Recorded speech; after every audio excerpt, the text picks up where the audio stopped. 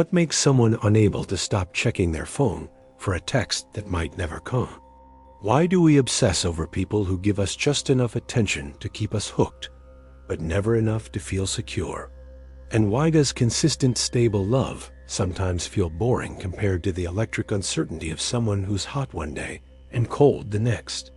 Today, we're diving deep into one of the most painful paradoxes of human relationships. Unpredictable crumbs of attention are the most addictive flavor of love.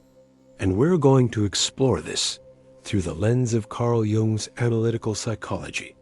Because Jung understood something profound about the human psyche that explains why we become trapped in these patterns. This isn't just about toxic relationships or dating games. This is about the fundamental architecture of the unconscious mind, about shadow work, about projection, and about why we compulsively repeat patterns that hurt us. By the end of this video, you'll understand not just why intermittent reinforcement is so powerful, but what Jung would say about breaking free from these addictive patterns. Let's start with the basic psychological mechanism at work here. Behaviorist psychologists discovered something called intermittent reinforcement. When rewards are delivered unpredictably, they create more compulsive behavior than consistent rewards. Think about a slot machine. If it paid out every single time you pulled the lever, you'd quickly get bored and walk away. But because it pays out randomly, unpredictably, your brain enters a state of heightened anticipation. Each pull might be the one. The dopamine system in your brain becomes dysregulated, constantly scanning for that next hit of reward. Now apply this to relationships. Someone who loves you consistently and predictably, your nervous system adapts. You feel safe. But someone who showers you with affection one day and goes cold the next, your brain treats them like a slot machine. Every text, every interaction becomes a pull of the lever. Will this be the time they finally give me what I need? The crumbs, those small, unpredictable moments of attention, affection, or validation, become more valuable than a full meal of consistent love. Your entire emotional world begins to revolve around extracting the next crumb. But here's where Jung takes us deeper than behavioral psychology ever could. Because this isn't just about conditioning. This is about the unconscious mind, about archetypes, and about why certain types of unpredictability hook us more powerfully than others. Jung's concept of the shadow is essential to understanding this addiction. The shadow is the part of ourselves we've disowned, repressed, or never developed. It contains not just our negative qualities, but our unlived potential, our forbidden desires, our unmet needs from childhood. When we become addicted to someone's unpredictable attention, we're not just addicted to them. We're addicted to what they represent in our unconscious. Jung would say we're projecting our shadow onto them specifically, the parts of ourselves we've never been able to accept or embody. Let me explain this with an example. Imagine someone who grew up learning that love is conditional, that they had to perform, achieve, or be good to receive affection. The spontaneous, freely given love they needed as a child was withheld. That unmet need doesn't disappear. It goes into the shadow. Now, as an adult, they encounter someone who gives attention unpredictably. To their conscious mind, this person is frustrating, confusing, maybe even hurtful. But to their unconscious, this person is hauntingly familiar. This is the pattern their psyche learned to associate with love. The withholding, the uncertainty, the need to work for every crumb of affection. This feels like home. Jung wrote extensively about how we're drawn to people and situations that allow us to work out unresolved psychological material. The unpredictable partner isn't just triggering old wounds. They're offering the unconscious a chance to finally resolve the original abandonment, to finally be good enough, to finally secure the love that was once withheld. Of course, this is a trap, because the external person can never heal the internal wound. But the unconscious doesn't know this. It keeps trying, keeps pulling the lever, keeps hoping that this time, if we're just a little more lovable, a little more patient, a little more perfect, we'll get the consistent love we've always craved. Now let's go even deeper into Jungian territory. Jung believed that within each person's unconscious exists a contrasexual archetype, the Anima in men, the Animus in women. These are the unconscious feminine and masculine aspects of our psyche, containing all the qualities we haven't integrated. When we fall into addictive relationship patterns, we're often projecting our Anima or Animus onto another person. They become a carrier for the unlived parts of ourselves, the qualities we desperately need but haven't developed internally. Here's why this matters for understanding intermittent reinforcement. When someone gives us unpredictable crumbs of attention, our unconscious interprets their withholding as proof that they contain something infinitely precious. If they weren't special, why would we be working so hard for their approval? The scarcity itself creates perceived value. Jung would argue that what we're really craving isn't their attention at all. It's the projected parts of ourselves that we see in them. Maybe they seem confident while we feel insecure. Maybe they seem free while we feel trapped. Maybe they seem emotionally unavailable, and we've never learned to create healthy boundaries ourselves. The unpredictability of their attention keeps the projection alive and intensified. If they were consistently available, we'd be forced to see them as a real, flawed human being. The projection would shatter. We'd realize they're not the magical solution to our inner emptiness. But when they come and go, when they give just enough to keep us hoping, but never enough to feel satisfied, the projection stays intact. They remain numinous, mysterious, containing everything we think we need. Jung called this participation mystique, a state where we can't distinguish between our own psychology and the other person. We're merged, entangled, addicted. The crumbs of attention maintain this merged state. Each crumb is proof that the connection is real, that they're special, that if we just wait a little longer, we'll finally experience the completeness we're seeking. But that completeness can only come from integrating our own anima or animus, not from external validation. Jung recognized what Freud called the repetition compulsion, our tendency to recreate painful situations from our past in an unconscious attempt to master them.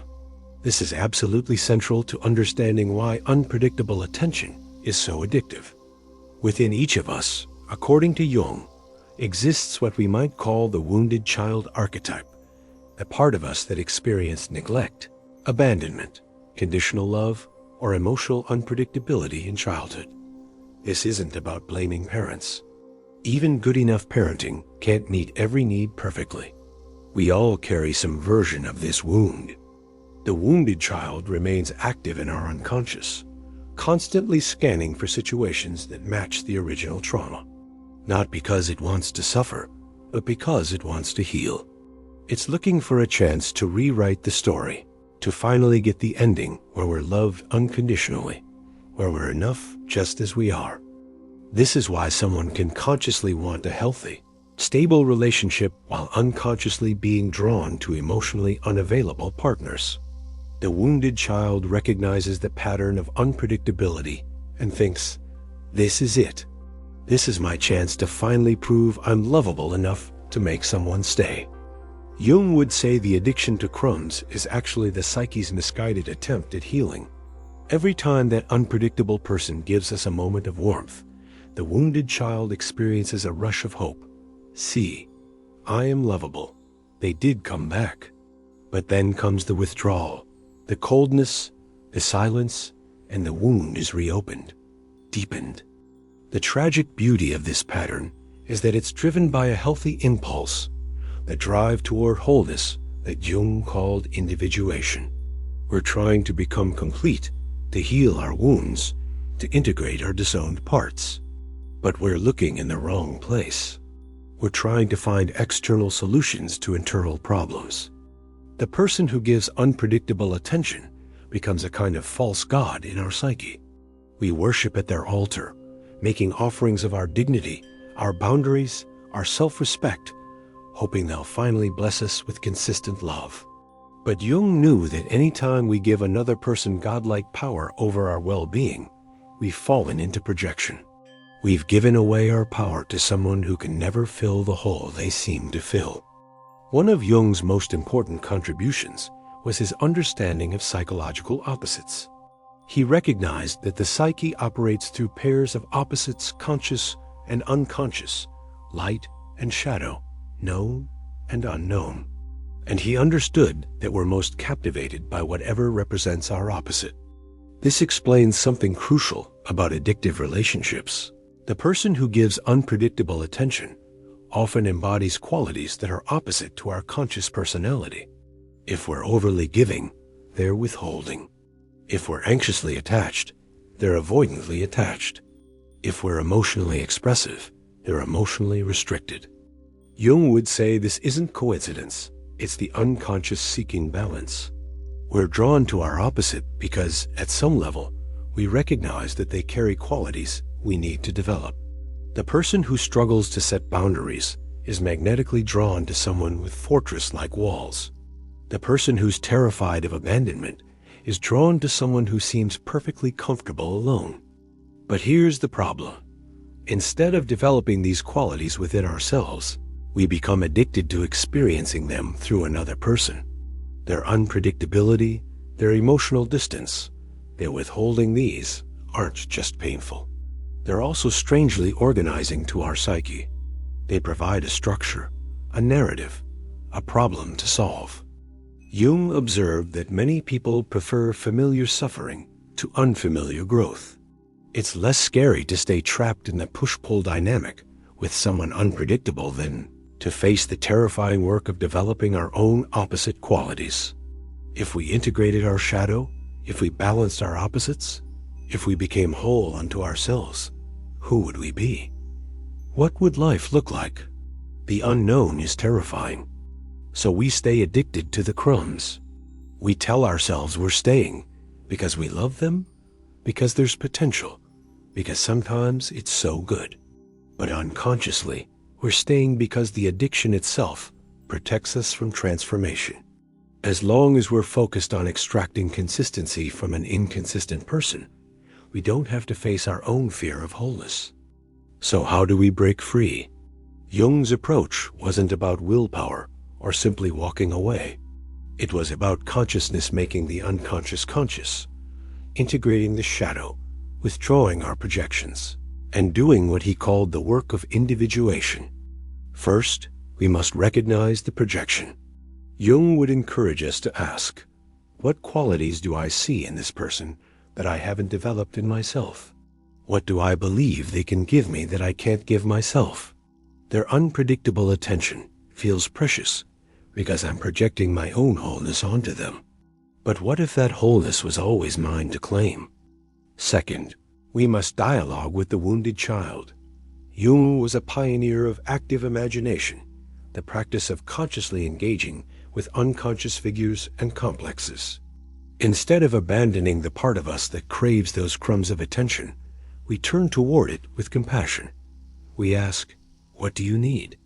What are you trying to heal? Can I give you what you're seeking from this other person? This is radical work. It means learning to give ourselves the consistent, predictable love we've been trying to extract from someone else. It means becoming the stable, reliable, nurturing presence for ourselves that we wish they would be. The wounded child needs reprinting, but only we can do it. Third, we must integrate the opposites. If we're anxiously attached, we must develop our capacity for solitude and self-reliance. If we're overly giving, we must learn to receive and even to withhold. If we're emotionally expressive, we must learn to contain and observe our feelings without immediately expressing them. Jung believed that wholeness comes not from choosing one side of an opposition, but from holding both in consciousness. This is why simply leaving one addictive relationship and entering another doesn't solve the problem. We carry our unconscious patterns with us.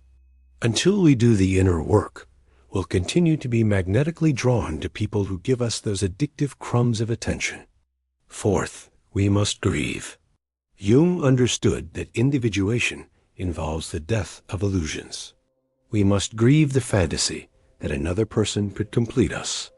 We must grieve the hope that if we just try hard enough, we'll finally get the love we needed as a child. We must accept that the past cannot be changed, only mourned and released. Unpredictable crumbs of attention are the most addictive flavor of love because they speak directly to our unconscious wounds, our projected wholeness, our wounded child's hope for redemption, and our terror of true transformation.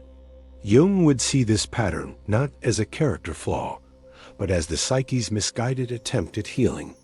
The person who gives us intermittent reinforcement isn't the enemy. They're a mirror reflecting back our own unconscious patterns, our unintegrated opposites, our disowned needs. The addiction isn't really about them at all. It's about our relationship with ourselves. Breaking free doesn't mean becoming cold or self-sufficient in a defended way. It means becoming whole. It means learning to carry our own opposites, to parent our own wounded child, to withdraw our projections, and to choose relationships from a place of wholeness rather than emptiness. Jung believed that the second half of life is about individuation, becoming who we truly are beneath all the projections, complexes, and unconscious patterns. The addiction to unpredictable attention is often the catalyst that forces us onto this path. It becomes so painful, so exhausting, so clearly futile that we finally have no choice but to turn inward and do the real work. And here's the beautiful paradox Jung understood. When we stop seeking our wholeness in another person's unpredictable attention, when we reclaim our projections and integrate our shadow, we become capable of real love. Not the addictive, compulsive, desperate kind, but the kind that flows from fullness rather than emptiness. The kind that doesn't eat crumbs because it's already fed by something deeper. That's the invitation. That's the path. The crumbs were never really love at all. They were the psyche's call to come home to yourself.